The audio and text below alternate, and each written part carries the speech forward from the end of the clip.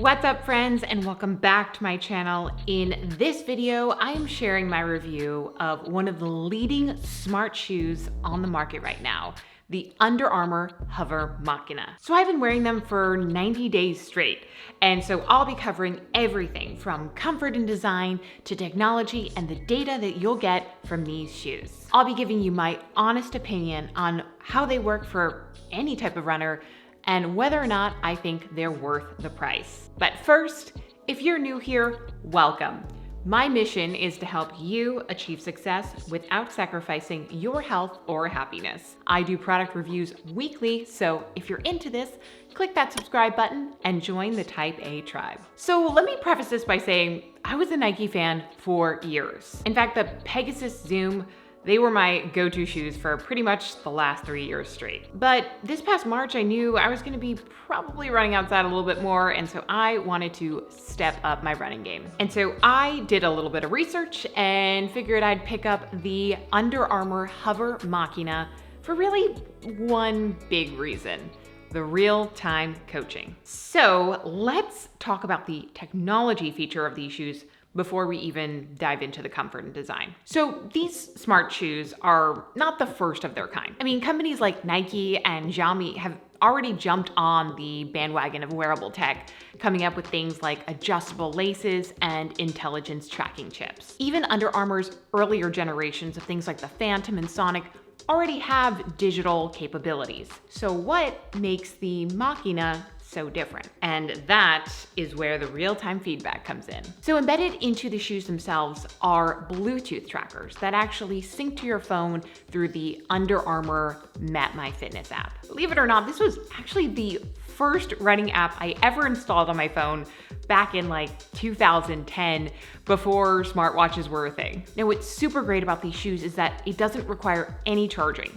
So the Bluetooth feature is actually designed to last the lifetime of the shoe. With some other shoes on the market, like the Nike Adapt, you actually do have to charge them every 1 to 2 weeks. So once you download the app and you sync up these bad boys, you're basically good to go. And it is the simplicity factor that I really appreciate about these shoes. Now, in the app itself, you can actually customize your running goals for everything from training to a marathon to running for weight loss. Now, I could do a whole video on just the personalized plans themselves, but that's not what this is about. Let's cut straight to the chase and talk about the real reason I bought these things to begin with, and that, of course, is that real-time coaching. So can this feature make you a better runner, and how so? Now, before I get to my full answer on that, let's talk about how this form coaching works. And it really comes down to two main metrics, and those are cadence and stride length. So in running terms, cadence is basically how quickly your feet are turning over as you run.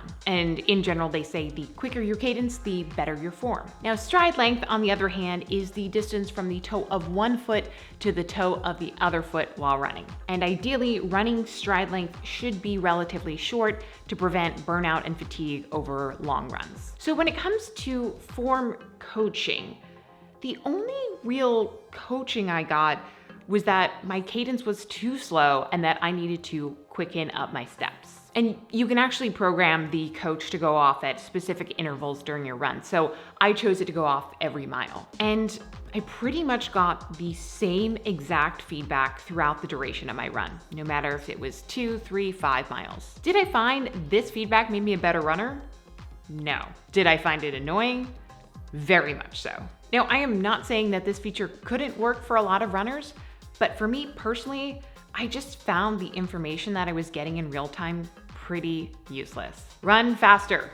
Geez, thanks. For me, I was looking for more tangible goals, like sprint for the last 15 seconds or pump your arms faster to increase your speed. But simply telling me to just run faster didn't do much to motivate me at all. So to be totally honest, after a couple of runs, I was really fed up with this feature and just decided to turn it off. But I'm not done with these shoes quite yet. Yes, I was really hoping for a great real-time feedback coach, but there are some other redeeming qualities about these shoes and about the tracking that I think are worth discussing. So if you want to just run and analyze your footwork after, then these shoes are great for that. Post-run, you'll find a breakdown of your basic run stats. These include things like distance and time, as well as a summary of your form. And this, my friends, is where we get into the nitty-gritty of performance improvement. It is here that you'll find your cadence and stride length, along with things like your average ground contact time and your foot strike angle. Now, if you have no idea what any of these things mean, that's fine, because there's actually a full summary of these metrics in the app itself. But in general, your ground contact time is how quickly you're lifting your feet off the ground as you run. And basically, the longer your ground contact time, the more impact you're putting on your joints. I personally found this metric to be very useful because one of my concerns as a runner is that I'm putting a lot of impact on my knees and my joints. And so being able to change my form and see how this improves over time is very helpful and reassuring. And finally, the app does provide personalized coaching tips after each run. So for example, let's take a quick look at my run from June 10th. As you'll see, my stride length was actually longer than the target range. And here they suggest pumping my arms faster to actually improve my stride. Now, it is feedback like this that I really wish that they had incorporated into the real-time feedback coaching feature. But it is very useful information nonetheless. And I've actually found it immensely helpful in my running and my overall form over the last 3 months. I will say, however, that this type of information is coming from their app.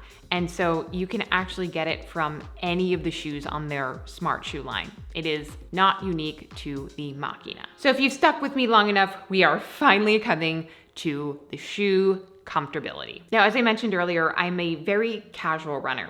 In the past, I used to do tons of 10Ks, but right now I do just about 3 to 5 miles per week, a couple times a week. And the Machina is really a neutral shoe, so it's pretty much designed for your everyday runs. Now, that being said, I do have to say that these shoes are some of the heaviest that I've worn since, I think, the Adidas Ultra Boost a few years ago. Now, my Nike Pegasus that I've been wearing for a couple of years were a heck of a lot lighter, so starting to wear these shoes took a little bit of extra time to get used to. But a lot of this weight is coming from cushioning. As you'll see, there's a lot of extra padding in the collar and in the tongue, but the bulk of this cushioning is coming from the midsole foam, which is actually designed to help stabilize the foot while running. And then there is the traction element. And this is something that I really value in a pair of shoes because it's that little bit of extra grip that helps me from slipping if I'm running on rocky trails or wet pavement. But I will say these shoes are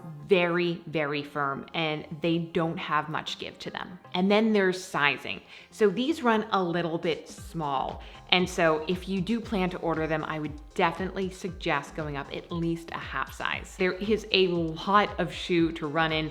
So if you happen to be a 4-foot runner, you might want to consider some other options on the market. And the last thing to note about these shoes is the propulsion plate. So if you turn over the shoe, you'll see right in the middle is a black triangle. It stretches from the middle of the foot and splits into 2 right under the forefoot. Now, this technology is actually being used in a number of shoes these days to help give you a little bit more bounce while you run and can help improve your running speed. Now, I can't say that I noticed a huge difference in my speed with the propulsion plate, but I think I'd have to do a side-by-side comparison of some of my other shoes to really see if that gave me a competitive edge. So here are my final thoughts about the Under Armour HOVR Machina. I really like these shoes and I find them super comfortable to run in. For $150, I think that they're worth the price and they really are built to last. Now, depending on your goals, you might actually find it helpful to track things like your stride length and your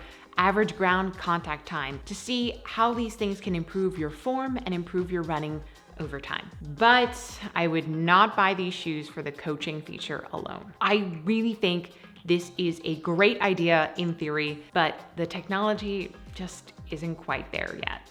At least not with these shoes. But I will say I've gotten a lot of value and mileage from these in the last 90 days, and I do plan to continue wearing them as I run for the rest of the summer. So if you have these shoes, or if you have another pair of shoes that work even better than this, please hit me up in the comment section below, or you can also find me on my DM at KatieTypeA. I'd love to know what other options are out there that works for you, and maybe I'll give them a test myself. And as always, thank you so much for watching. If you learned something, if you like this video, please give it 2 big thumbs up.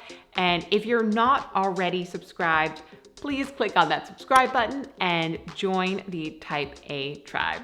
And I can't wait to see you on the next one.